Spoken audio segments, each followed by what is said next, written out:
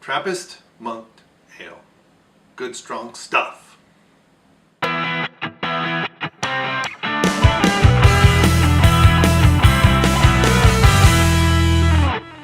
Hey, it's Brainmuffin back with another beer review, and here we have Trappistes Rochefort 8. So these are numbered based on the amount of malt they have and how much tax they had to pay. So 8 is a pretty strong, this is a 9.2 Belgian strong ale. Like good Belgians, this has been sitting out a while. It's not really warm, but it's not ice cold. And Belgian ales, they have complex flavor profiles. They usually have good foam. And this one's been in my refrigerator a long time. So this one's a little on the warmer side. So that's why I'm getting a really unbelievable head.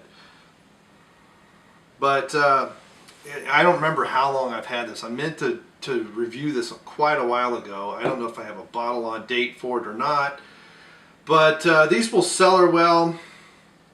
Best before end of 24/08/2021. So there you go. There's a best by date. Try finding a Budweiser with a probably 4, 5, or at least 4, if not longer, best by date. I dare you. You're not gonna. But surprisingly, the fizziness is almost like it's artificial, which I find very, very hard to believe.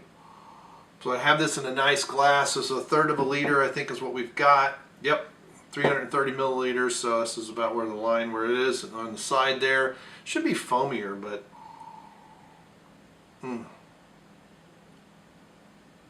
oh, that is so good. Lots and lots of malts, lots of complex fruit flavors from the yeast. You got some dark fruit like persimmons and apricots and raisins.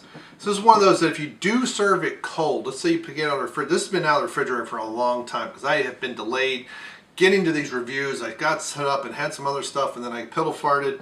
So it's a bit warmer than it should have been probably for just starting. It's a beer that's, as it warms up, more and more of it's going to open. The malts will open, the yeast flavors will open. You do have a little bit of residual yeast in the bottom. You probably should have swirled that a little harder because you do want it. Oh, but my goodness. A little bit of hint of alcohol warming on the tongue. It says 9.2%. This is definitely a beer you're going to sip and enjoy for a while. And the flavors are really going to open up. And it's really going to, really want the carbonation. That's why I keep swirling it. Oh, but you got malt and fruit, and it's not like bananas and it's darker fruits, a darker beer. It's definitely a bit of a warmer, warm you up because of the high alcohol content. And so many of these beers, there's a cheese that goes with it. In this country, the beer is a lot easier to get than the cheese, and sometimes they even make a bread with the same some are wild yeast and different things. I mean, I gave this a 5 before on Untapped, and I'm sticking to that. This is an excellent beer. It's a little pricey, but considering it's 9.2%, 1/3 of a liter is quite a bit. My goodness, and I've had this refrigerator for probably too long. It will cellar.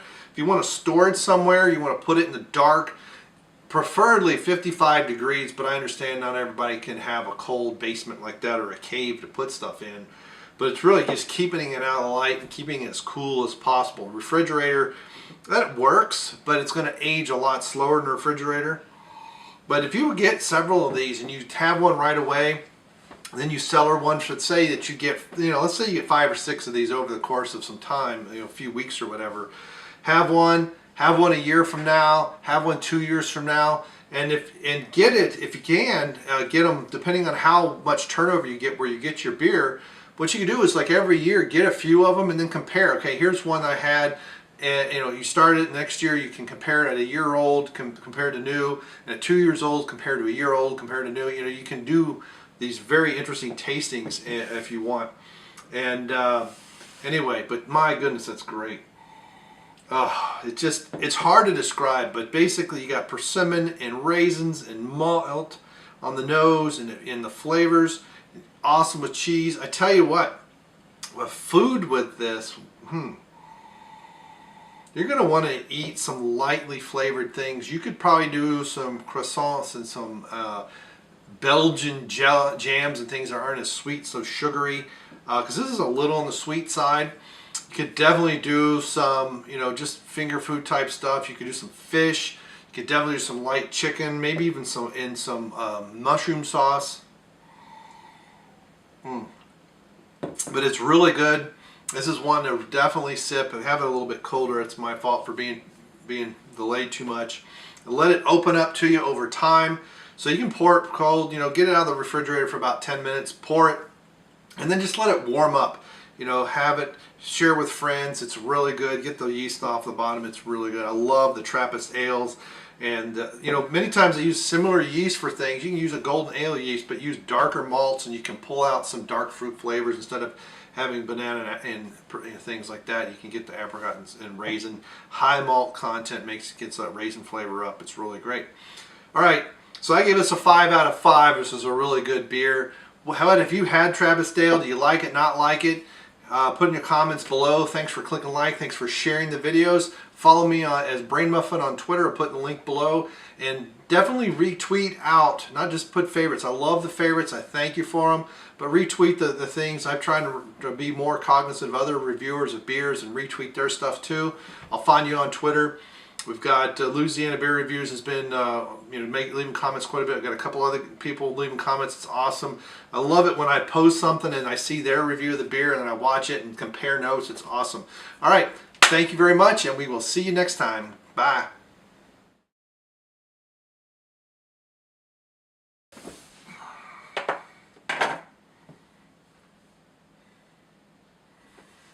It's time to visit the monks.